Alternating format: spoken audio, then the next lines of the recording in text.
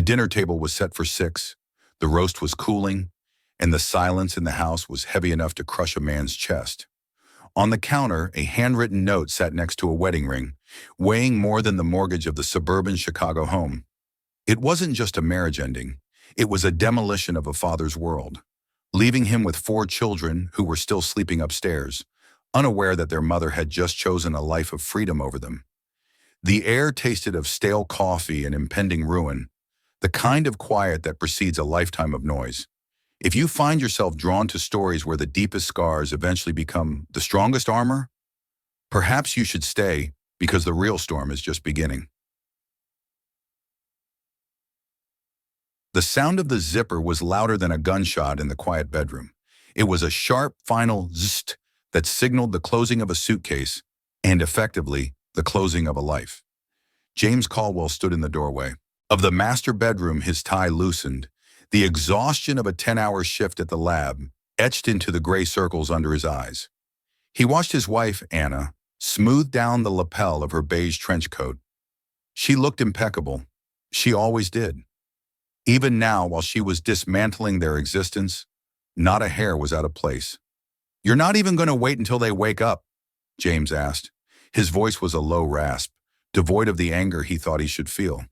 He was too stunned for anger. He was currently operating on shock. Anna didn't look at him. She checked her reflection in the vanity mirror, applying a final layer of lipstick. "If I wait, James, I'll never leave. And if I don't leave now, I'm going to die in this house. Suffocate." "Suffocate?" James stepped into the room, the floorboards creaking under his weight. "We have 4 children, Jules. Liam is 10. The twins are barely 5. You're not suffocating, you're parenting." "I'm drowning," she spun around, her eyes flashing with a cold, frantic energy. "I am drowning in laundry and packed lunches and your student loans and this mediocrity. I didn't sign up for this, James. I signed up for potential. I signed up for the brilliant scientist who was going to change the world. Instead, I got a tired man who smells like chemicals and failure." The words landed with physical weight. James flinched, but he held his ground. "We are building something. It takes time." "I don't have time," she snapped, grabbing the handle of her Louis Vuitton carry-on, one of the few luxuries she had refused to sacrifice when the budget got tight. "Marcus is waiting." The name hung in the air. Marcus. He didn't need to ask who. Marcus Brown, the real estate developer who had been mentoring Anna on her transition into luxury sales. The man with the Bentley and the penthouse on the Gold Coast. "So that's it," James said, a bitter laugh escaping his lips. "You're trading us in, like a used car." "I'm choosing survival," she corrected, walking past him. She stopped at the door, her hand on the frame. She paused, and for a fleeting second, James hoped to see regret. He hoped to see the woman he had married 12 years ago. Instead, she looked at him with pity. "The kids are resilient, James. They'll adjust. Better than I ever could." "They aren't furniture, Anna," James whispered, his hands clenching into fists at his sides. "You walk out that door, you don't come back. You understand that? You don't get to pop in for Christmas when it's convenient." She offered a tight, sad smile. "I think that's best for everyone. I'm not cut out for this. I never was." She walked down the hallway. James followed, his legs feeling like lead. He watched from the top of the stairs as she opened the heavy oak front door. A gust of freezing Chicago wind blew in, swirling snow onto the entryway mat. She didn't look up toward the second floor where the 4 bedrooms lay silent. She didn't ask to kiss Liam, Noah, Mia, or Ava goodbye. She simply stepped out into the night, the click of her heels on the porch steps fading into the roar of a waiting engine outside. James stood there for a long time after the taillights disappeared. The house was terrifyingly quiet. He looked at the clock. 8:42 p.m. Upstairs, a floorboard creaked. James turned. Liam, his 10-year-old son, was standing at the railing in his flannel pajamas, clutching a comic book. His eyes were wide, intelligent, and far too old for his face. "Dad?" Liam asked softly. "Was that Mom?" James felt his heart shatter into 1,000 irreparable pieces. He swallowed the lump in his throat, forcing a mask of calm onto his face. He walked up the few steps to his son and knelt down eye level. Yeah, buddy, James said, his voice breaking only slightly. Is she coming back? James looked at the empty space where his wife used to be, then back at the boy who needed him to be a mountain, not a man. No, Liam, James said, pulling his son into a hug so tight he hoped it would hold them both together. She's not. The sun rose over Chicago with a cruel, indifferent brightness, casting long beams of light across the kitchen table that felt more like an interrogation room than the heart of a home. James hadn't slept. He had spent the night sitting in the leather armchair in the living room, staring at the front door, waiting for the sound of a key turning in the lock. It never came. Now it was 6:30 a.m. The battlefield of the day had begun. Daddy, I can't find my blue hair tie, Mia wailed from the top of the stairs, her voice shrill with morning crankiness. And Ava is wearing my socks, Noah shouted from the hallway, a thud following his accusation. James stood by the kitchen counter, staring at the 4 lunchboxes lined up. Usually Anna packed them. She had a system, bento boxes with perfectly cut fruit and organic crackers. James stared at the loaf of white bread and the jar of peanut butter in his hands, feeling a wave of inadequacy so strong it nearly buckled his knees. He was a scientist who dealt with complex cellular regeneration, yet he couldn't figure out how she got the crusts off so perfectly. Coming, Mia, James called out, his voice sounding rusty. He moved through the house like a ghost haunting his own life. He dressed the twins, his large, clumsy fingers fumbling with the tiny buttons of their cardigans. He tied Noah's shoes. He found the blue hair tie under the sofa. Every task was a reminder of her absence. The house smelled faintly of her perfume, a lingering ghost of the woman who had checked out hours ago.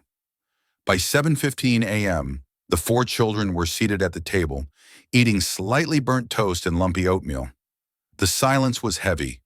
Liam, the oldest, ate with his head down, refusing to look at the empty chair at the end of the table. Where's Mommy? Ava asked, swinging her legs, a milk mustache on her upper lip. Is she sleeping? James froze, the coffee pot hovering over his mug. He met Liam's eyes across the table. The 10-year-old gave a nearly imperceptible shake of his head, a silent pact between the men of the house. Mommy had to go away for a while, James said, the lie tasting like ash in his mouth. For work, she has a big project. She didn't say goodbye, Noah whispered, poking at his oatmeal. It was very sudden, James said quickly, turning away to hide the moisture gathering in his eyes. Okay, backpacks. Bus is in 10 minutes. As the chaos of coats and scarves ensued, James's phone buzzed on the counter. It was a notification from his banking app, a scheduled alert for the mortgage payment. He picked up the phone, swiping the screen to check the balance, just to be sure.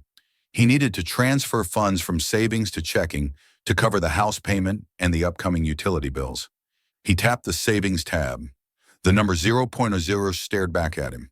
James blinked. Refresh the app. Maybe the Wi-Fi was lagging. The screen reloaded. Joint savings, €0.010, checking $412.50. His breath hitched. He tapped into the transaction history. A transfer had been made yesterday at 4:00 p.m. Wire transfer to Jay Caldwell, personal account. She hadn't just left. She had liquidated them.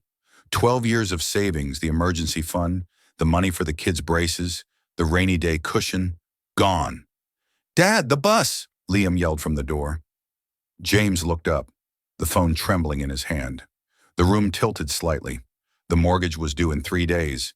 He had $400 to his name, 4 children to feed, and a wife who had surgically removed his ability to keep a roof over their heads. He looked at his children, clean, fed, and oblivious to the fact that they were standing on the edge of a cliff. Go, James choked out, forcing a smile that felt like it was tearing his face apart. Have a great day. I love you guys. The door slammed shut, leaving him alone, in the silence. James gripped the granite countertop, his knuckles turning white, as the first wave of true, unadulterated panic crashed over him.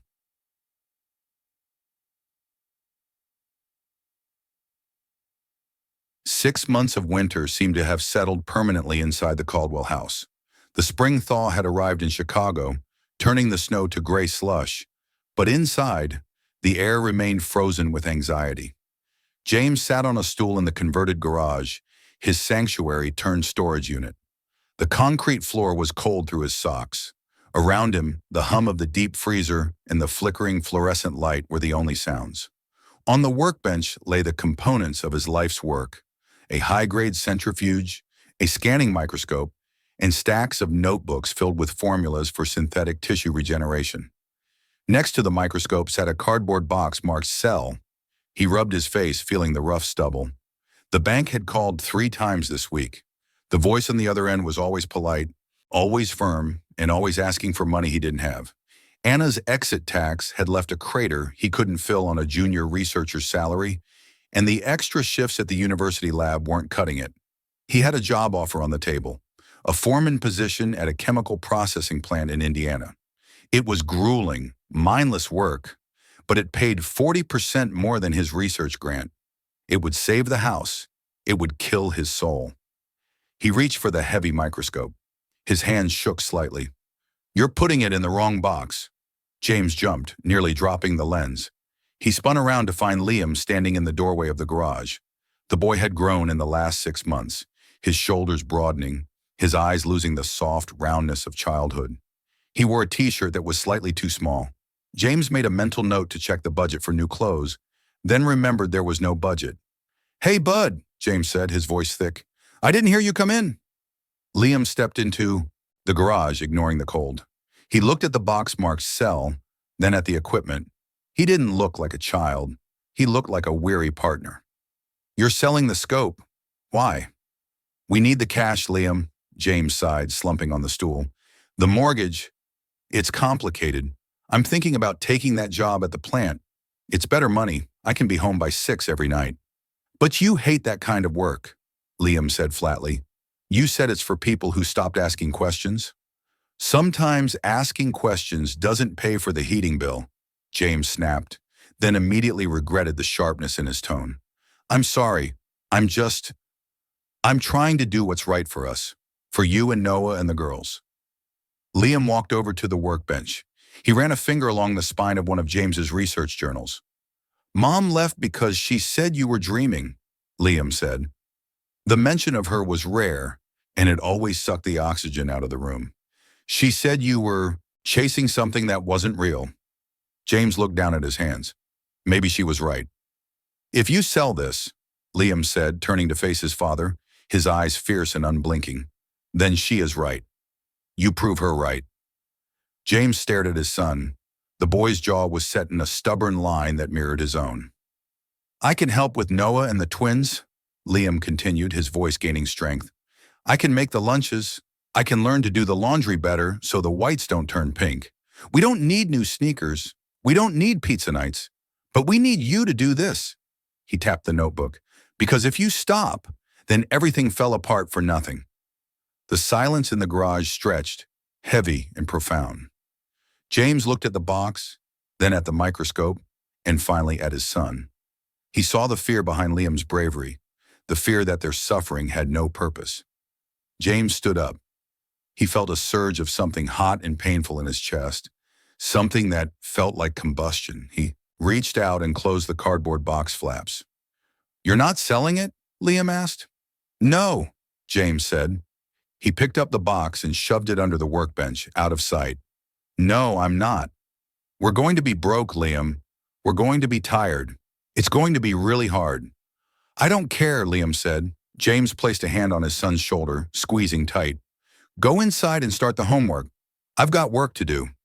As Liam walked back into the house, James sat back down at the bench. He opened his notebook to a blank page. He wasn't doing this for the Nobel Prize anymore. He wasn't doing it for the money. He was doing it because his 10-year-old son had just given him permission to be great.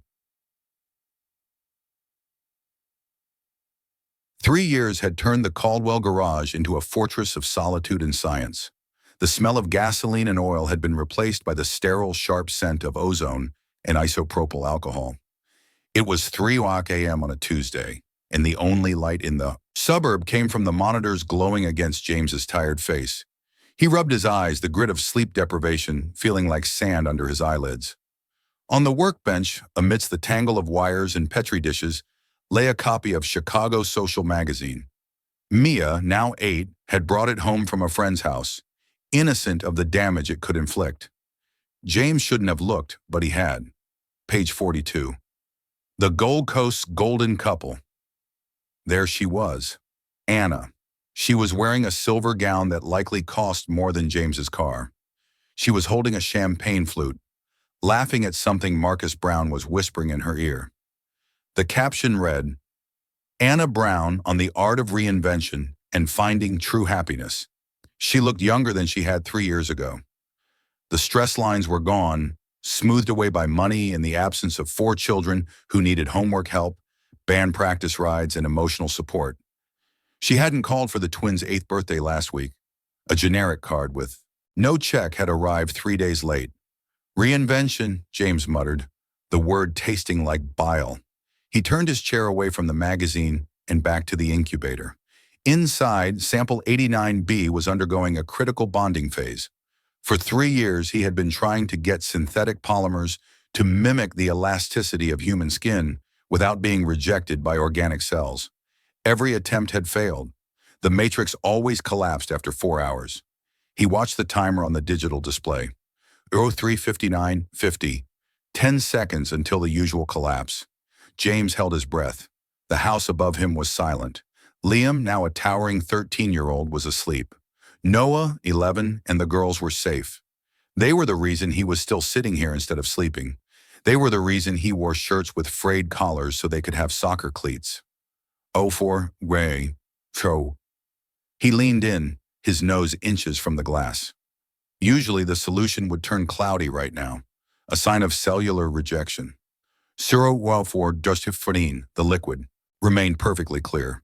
The suspension was holding. James's heart hammered against his ribs. He typed a command into the computer, bringing up the microscopic feed. The lattice structure on the screen wasn't breaking down. It was weaving. It was growing. The synthetic cells were accepting the biological scaffold. 04, 05, I don't know.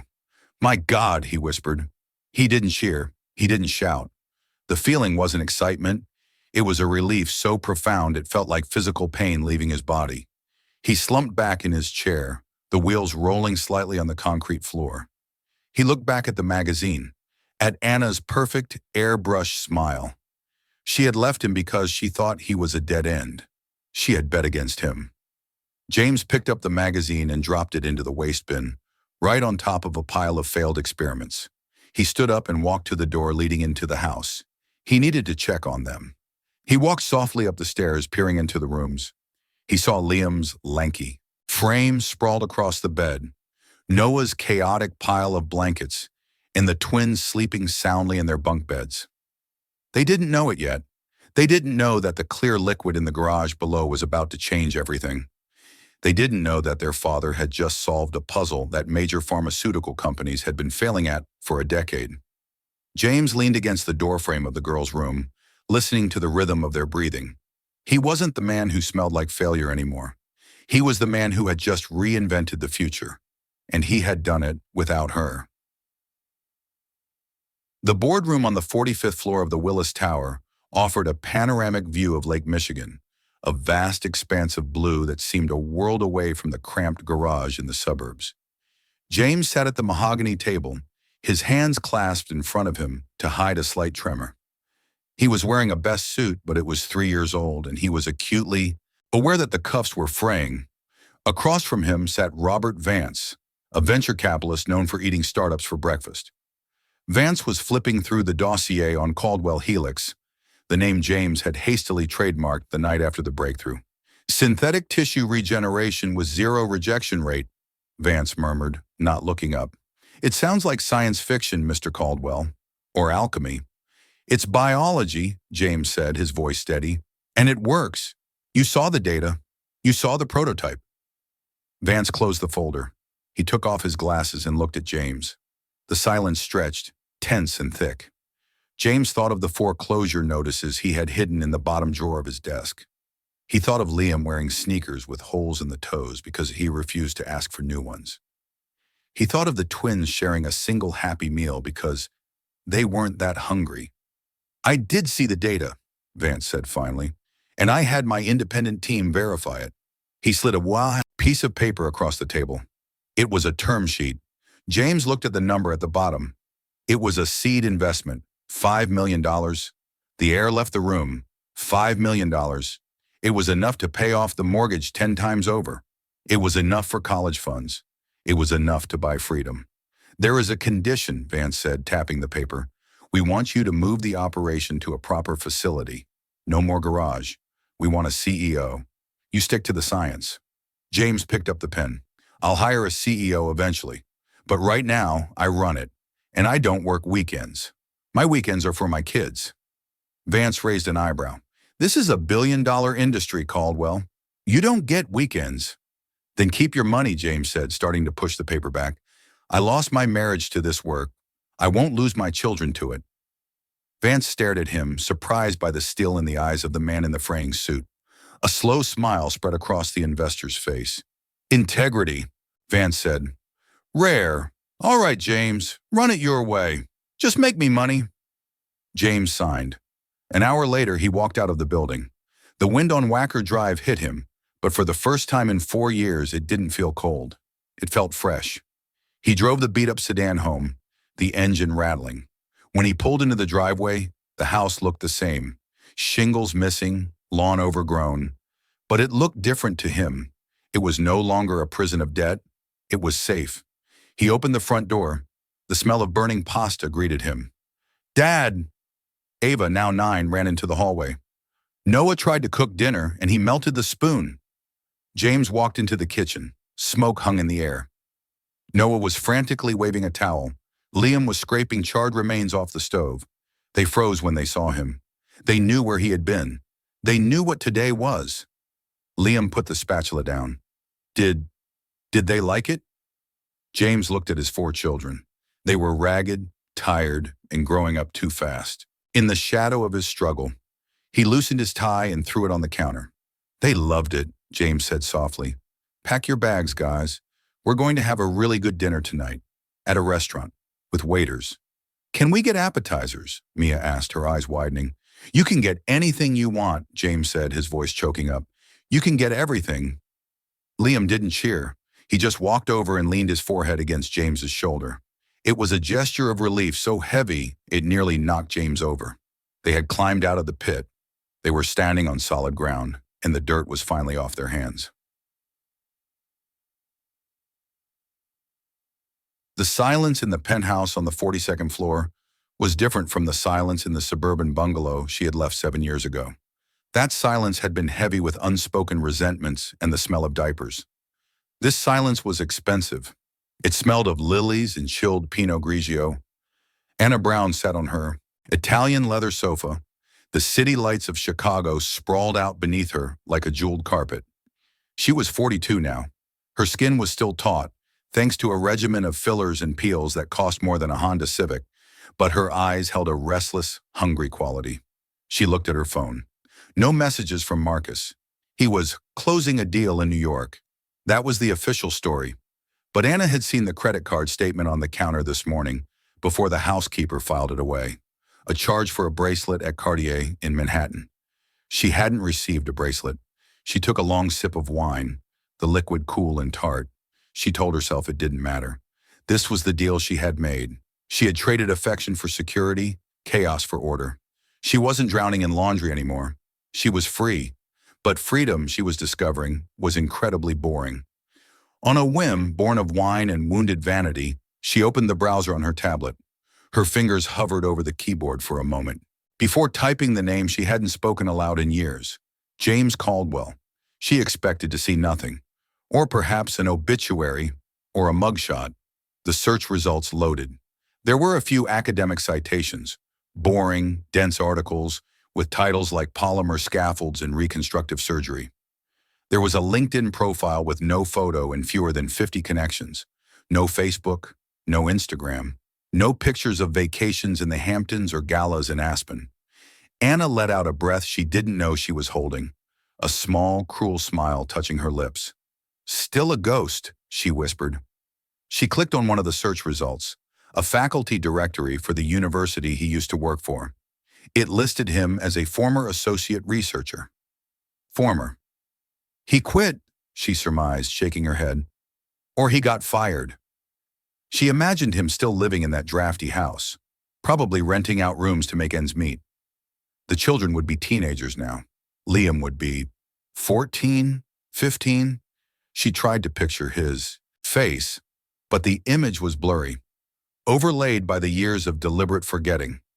She told herself they were better off. They wouldn't have wanted a mother who resented them. She had done them a favor by leaving them with the parent who actually enjoyed the drudgery. She scrolled further. She saw no mention of a new wife, no photos of a new mom taking her place. He's alone, she said, the realization settling over her like a warm blanket. It validated everything. If James was alone and struggling, then she was the winner. She was the one in the penthouse. She was the one wearing silk. She hadn't made a mistake. She had escaped a sinking ship. The elevator doors slid open with a soft chime. Anna straightened up, quickly closing the browser tab. Marcus walked in.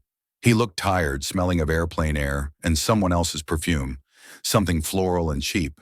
He didn't look at her. He walked straight to the bar and poured a scotch. "How was New York?" Anna asked, her voice carefully. "Neutral." "Fine," Marcus grunted, loosening his tie. "Long." He didn't ask about her day. He didn't notice the new dress she was wearing. He didn't offer the Cartier bracelet. Anna looked at the back of his head, hatred flaring in her chest for a fleeting second before she tamped it down. It was fine. This was fine. She looked back at her tablet, the black screen reflecting her own face. She was safe here.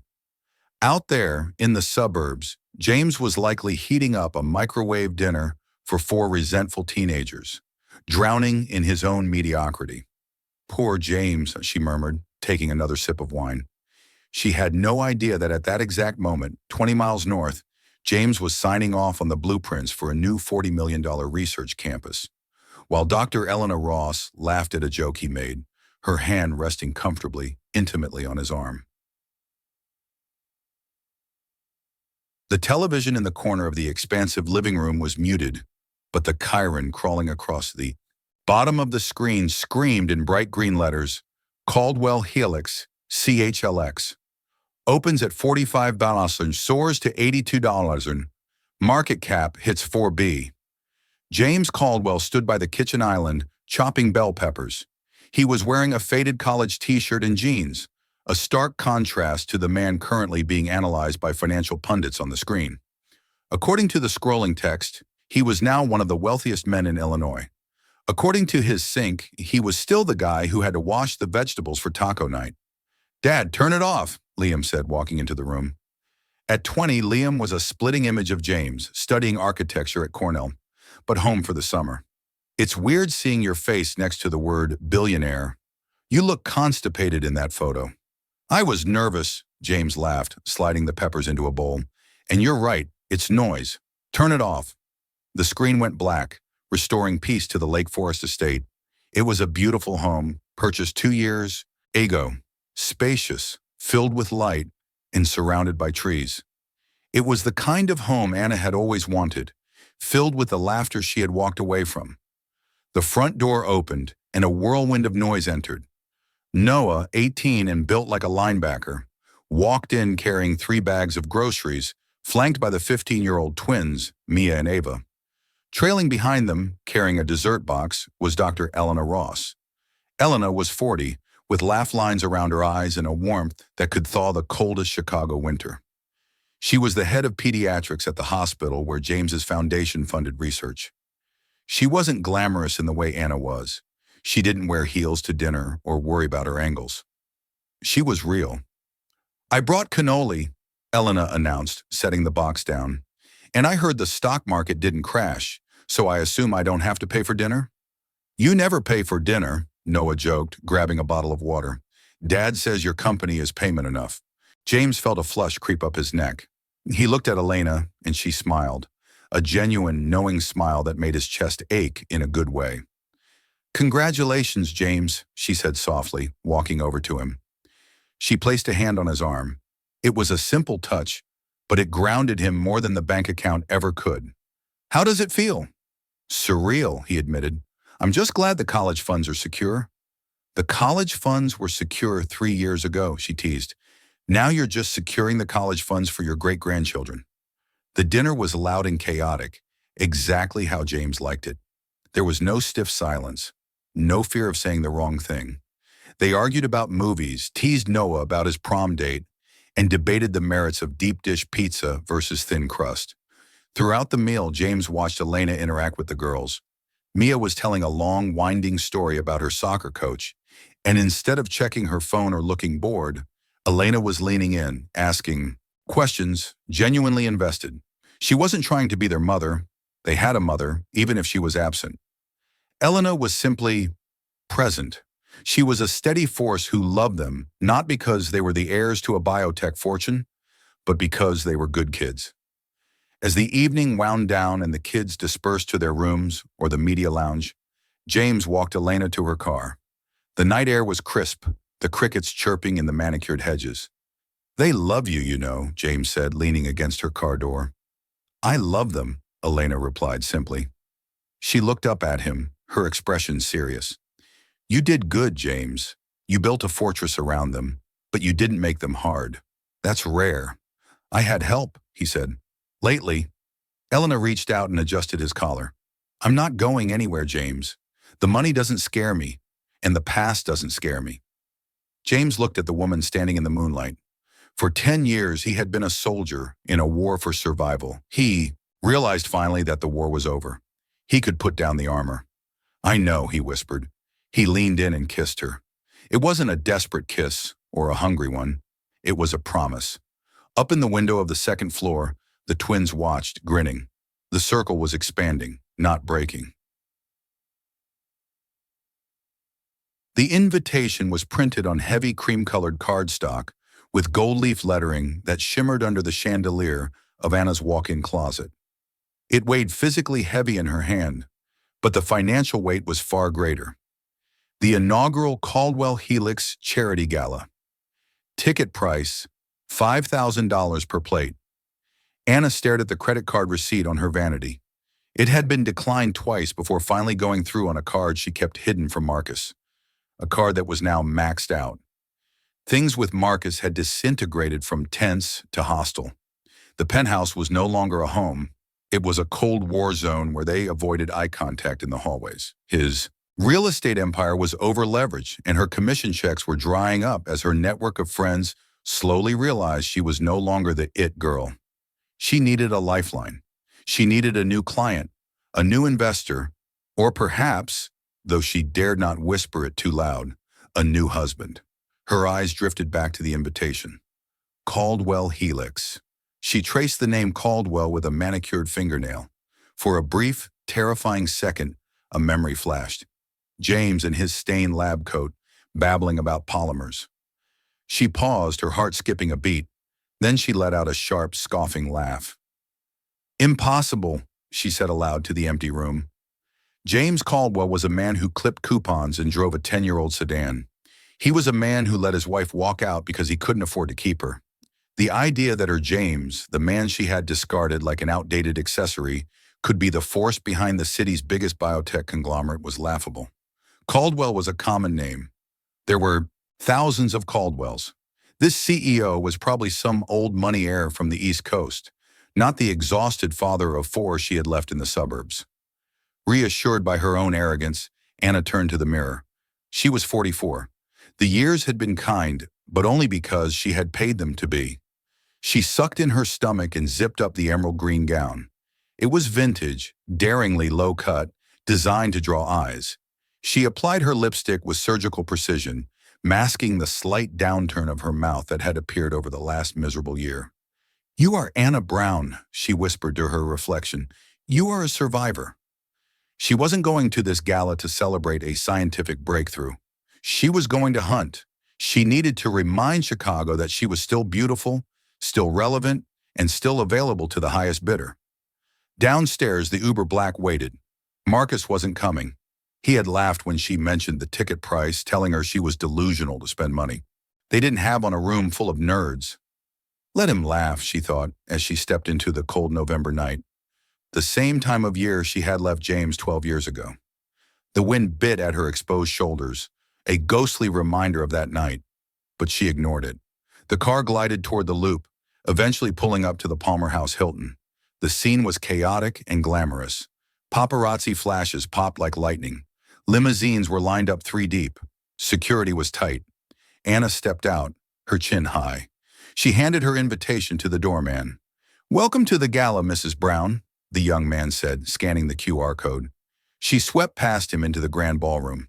It was breathtaking, a sea of tuxedos and designer gowns.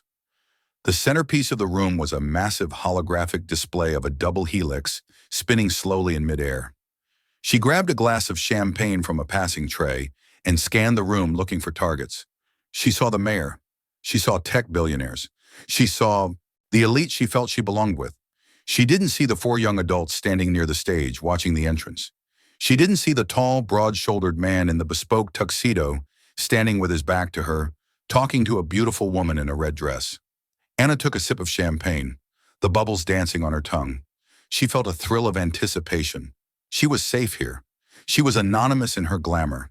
She had no idea that she had just walked into a courtroom and the verdict was about to be read. The ballroom lights dimmed, casting the sea of tuxedos and diamonds into a hushed twilight. A hush fell over the crowd, the kind of respectful silence reserved for royalty or extreme wealth.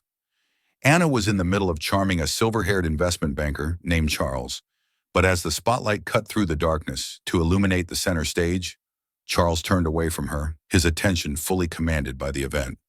"Here we go," Charles whispered reverently. "The man of the hour. They say he turned down a buyout offer from Pfizer last week. Simply incredible." Anna felt a prickle of irritation at being ignored, but she turned her gaze toward the stage, composing her face into a mask of polite interest. She took a sip of champagne, waiting to see the stranger who had built this empire. "Ladies and gentlemen," the announcer's voice boomed from the surround speakers, vibrating in Anna's chest. "Please welcome the founder and CEO of Caldwell Helix, the man who is rewriting the future of regenerative medicine, Mr. James Caldwell."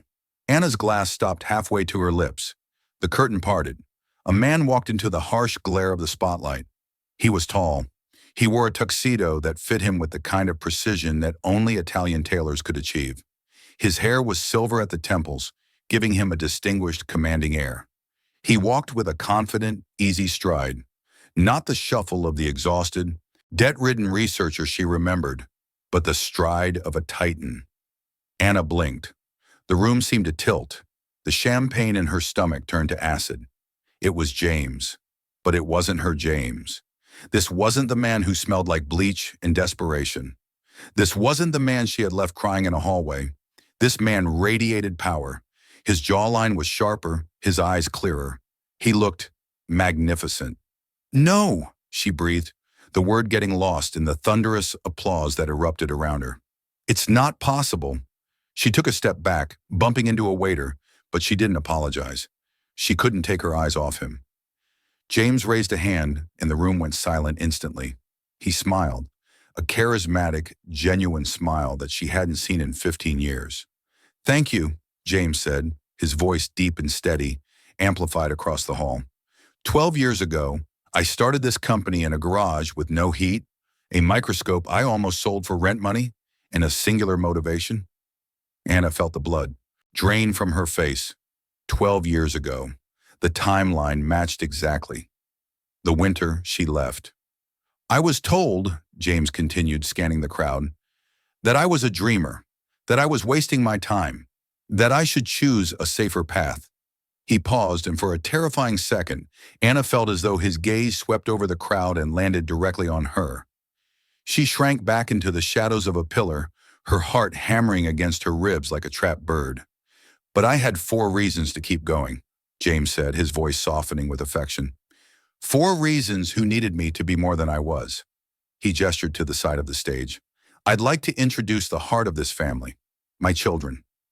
Anna's hand flew to her mouth. From the wings, 4 young adults walked out. First was Liam, tall and broad-shouldered, looking like a young movie star in his suit. Then Noah, rugged and handsome. And then the twins, Mia and Ava. They were 22 and 17 now. They were stunning. They wore designer gowns with an effortless grace, their hair shining, their smiles bright and confident. They didn't look damaged. They didn't look like the products of a broken home. They looked like an impenetrable unit of strength. They took their places next to their father. James put his arm around Mia, and Liam clapped Noah on the back. The image was perfect. It was a portrait of absolute victory. "They are the reason Caldwell Helix exists," James said. "They are my greatest experiment and my greatest success." The applause was deafening this time. The crowd loved them. The city loved them. Anna stood alone in the dark, clutching her empty glass. She had walked out on a loser to find a better life. Now she stood in a room watching the loser receive a standing ovation from the entire city of Chicago, flanked by the children she had deemed a burden. She had expected to feel superior. Instead, she felt a cold, hollow wind blowing through her soul. She wasn't the one who had escaped. She was the one who had been left behind. The applause had faded into the ambient hum of a high society cocktail hour. Jazz floated through the air, mixing with the clinking of crystal glasses and the murmur of networking. James stood near a massive ice sculpture, surrounded by a phalanx of investors and admirers. His hand rested lightly on the small of Elena's back, a grounding anchor in the sea of praise. To his right, Liam and Noah were politely declining business cards from men who wouldn't have looked at them twice a decade ago.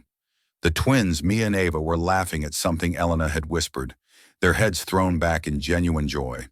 From 20 feet away, Anna watched. She had finished her second glass of champagne. The liquid courage had settled the tremors in her hands and replaced her initial shock with a burning, indignant sense of entitlement. They were her children. Those were her genes in those designer gowns. That was her husband, well, ex-husband, being toasted as a visionary. She smoothed her emerald dress, checked her reflection in a window pane, and began to move. She cut through the crowd like a shark through water, ignoring the gaze of the bankers she had been flirting with earlier. She needed to get to them before they left. She needed to remind them of who she was. As she got closer, the invisible force field around the Caldwell family seemed to thicken.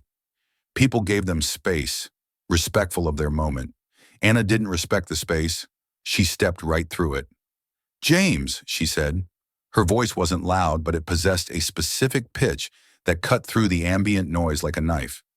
James froze. He didn't turn immediately.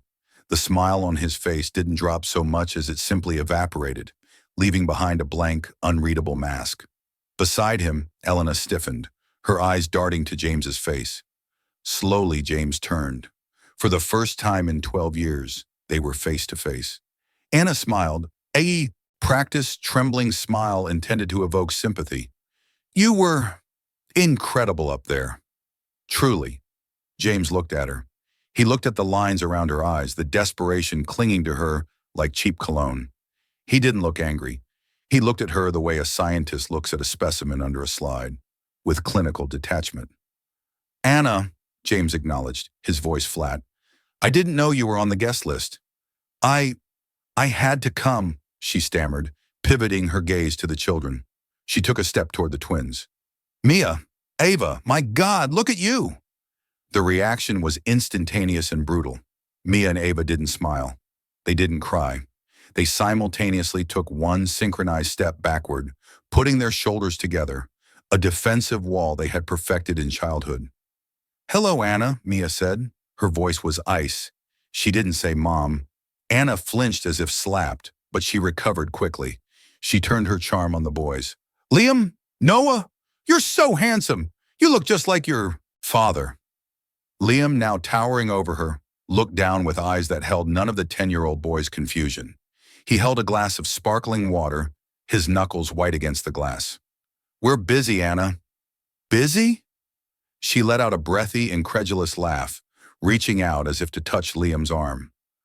"I'm your mother. It's been so long. I just want to—" "Don't," Noah said. It was a single word, spoken with the low, menacing rumble of a guard dog. He stepped between her and his sisters. "Don't touch us." The small circle of people around them had gone quiet. The tension was palpable. Anna felt the eyes of the room on her. Panic began to rise in her throat. This wasn't going how she had rehearsed it in the 30 seconds walking over. They were supposed to be emotional. They were supposed to be desperate for her approval. She looked at James, her eyes filling with well-timed tears. She decided to play the only card she had left, the victim. "James, please," she whispered, loud, enough for the onlookers to hear. "I made a mistake. I was young. I was overwhelmed. Don't turn them against me. I have a right to know my children." James looked at Elena, then back at Anna. He took a sip of his drink, his calmness terrifying. "You relinquished your rights in a text message, Anna," James said softly. "You didn't want to know them when they were hungry. You don't get to know them now that they're full." "I am their mother," she hissed, her voice rising, cracking the veneer of the gala's polite atmosphere. "Are you?" The question came from Noah. He stepped forward, his height intimidating, his expression devoid of mercy. He looked ready to burn the bridge she was trying to stand on.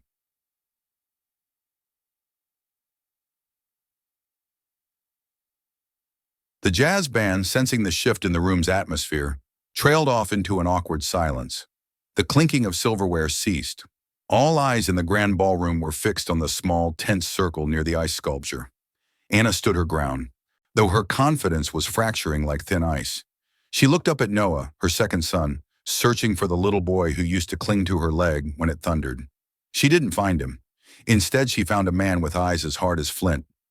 "I am your mother," Anna repeated, her voice trembling with a mix of performance and genuine panic.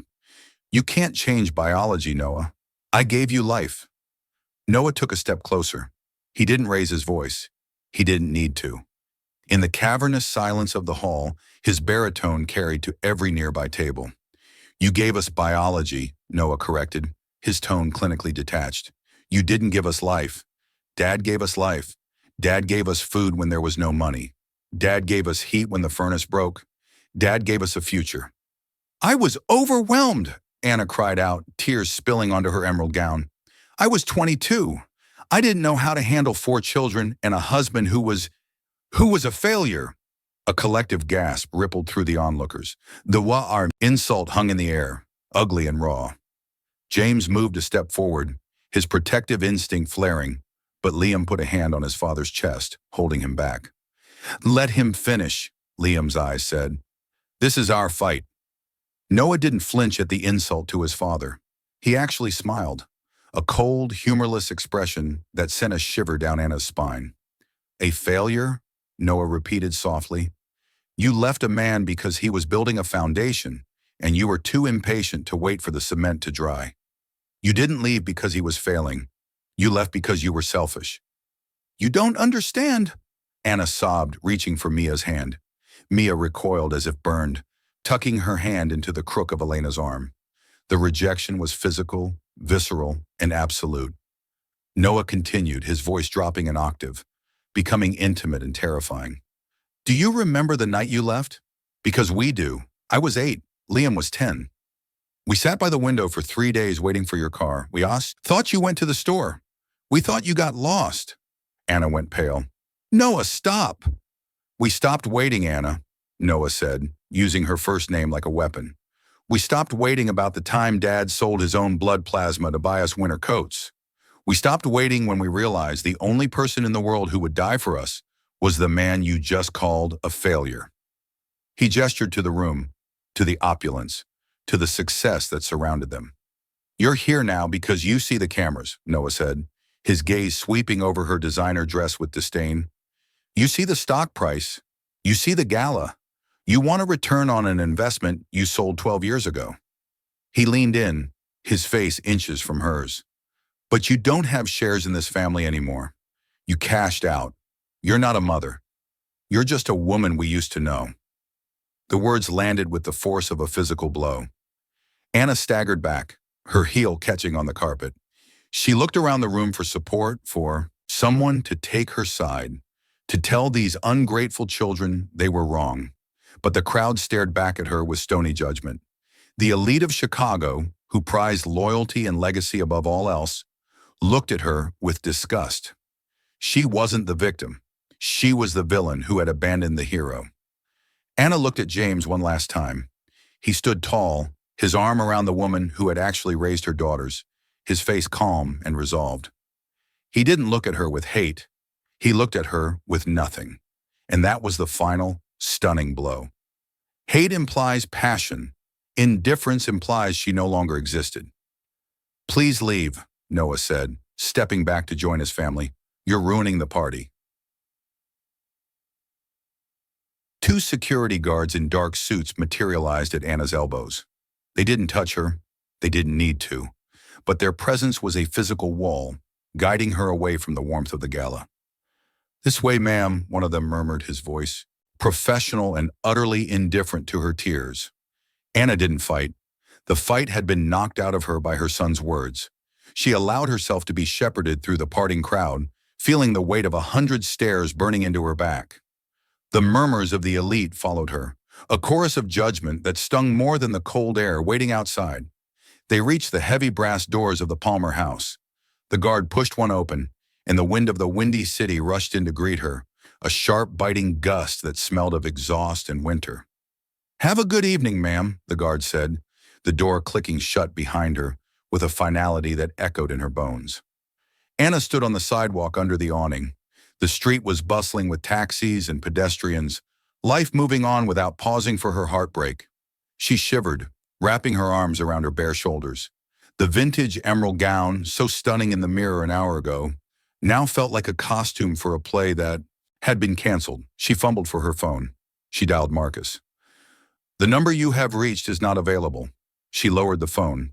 He hadn't just ignored the call, he had turned his phone off. Or perhaps he had blocked her. She realized with a terrifying clarity that she wasn't going home to a partner who would comfort her. She was going home to a penthouse that belonged to a man who was already looking for her replacement. She had left a good man for a rich one, and now she had neither. She looked back at the golden glow of the hotel windows. Inside, she knew the music was starting again. The atmosphere in the ballroom had shifted. The tension had evaporated, replaced by a fierce, protective energy. James looked at Noah. The young man was trembling slightly, the adrenaline of the confrontation fading. "Did I?" Noah's voice cracked, sounding like a child for the first time that night. "Did I go too far, Dad?" James reached out and pulled his son into a hug, gripping him tight. "No, son. You spoke the truth, and the truth is heavy." Liam, Mia, and Ava closed in, forming a tight circle around them. Elena stepped in too, her hand resting naturally on Mia's shoulder. Mia didn't pull away. She leaned into the touch. "Let's get out of here," James said, releasing Noah and looking at his family. "I think we've had enough champagne and speeches for one lifetime." "Pizza?" Ava suggested, wiping a stray tear from her cheek. "Deep dish," Liam agreed. "The place on State Street." They moved together toward the private exit, a phalanx of shared history and survival. They walked past the billionaires, the politicians, and the socialites. James didn't look back. He didn't care about the networking or the stock price. He looked at his children, the 4 lives he had carried through the fire. They weren't broken. They were forged steel. And he looked at Elena, the woman who saw the steel and loved them for it. As they stepped out into the night, using the side exit away from where Anna stood, the air felt crisp and clean. James took a deep breath. For 12 years, a part of him had been holding his breath, waiting for the other shoe to drop, waiting for the past to come back and claim what was his. It had come, it had seen, and it had been conquered. "Come on," James said, opening the door of the waiting limo. "Let's go home." The car pulled away, merging into the stream of traffic, leaving the city lights behind, heading north toward the trees, the quiet, and the future.